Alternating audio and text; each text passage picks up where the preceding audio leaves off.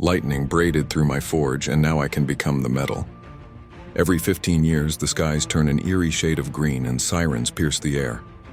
That's when the Scythe metastorms come, a legacy left behind by a mad scientist's experiment gone wrong. Most people hide, pray, and wait it out. But for a few, these storms become the moment their lives change forever. This is the story of Marcus, a simple village blacksmith who never wanted to be special. On that fateful night, while others sought shelter, he stayed at his forge. There was an order due tomorrow. Storm or no storm, that's when it happened. A twisted rope of lightning unlike anything he'd ever seen struck through his workshop's roof. It connected the molten steel he was working with straight to his heart.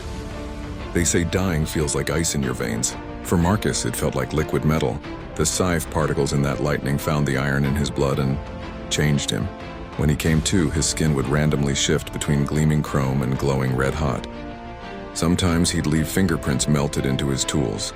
Other times his touch could freeze metal solid. But these newfound powers came with a price. When he runs hot, what he calls his red heat state, it drains him like he sprinted for miles. Everything flammable around him becomes a hazard. And in his cold forge state, while he's practically bulletproof, the wrong sonic frequency could shatter him like glass. One time, he nearly cracked himself in half trying to cool down too quickly in water. He might have hidden away forever, scared of what he'd become. But then the old mill collapsed during a storm. There were people trapped inside, power lines down everywhere. Without thinking, Marcus ran in.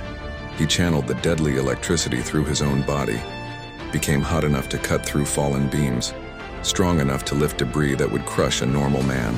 That's when they found him. The Aegis Bureau wants to turn him into a government asset, and this crazy cult thinks he's their ticket to triggering the next metastorm early. But Marcus, he just wants to help people. He spent months learning to control his abilities, practicing in his workshop late at night, turning scrap metal into rescue tools with his bare hands, learning when to burn and when to freeze. But sometimes destiny doesn't care what you want.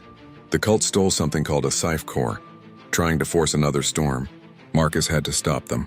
In his own forge, where everything began, he pushed himself hotter than ever before, absorbed the core's energy until he glowed white hot.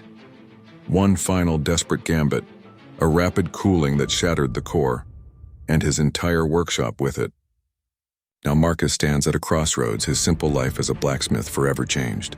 The question isn't whether he'll use his powers, it's whether he'll forge his own path or let others hammer him into their tool.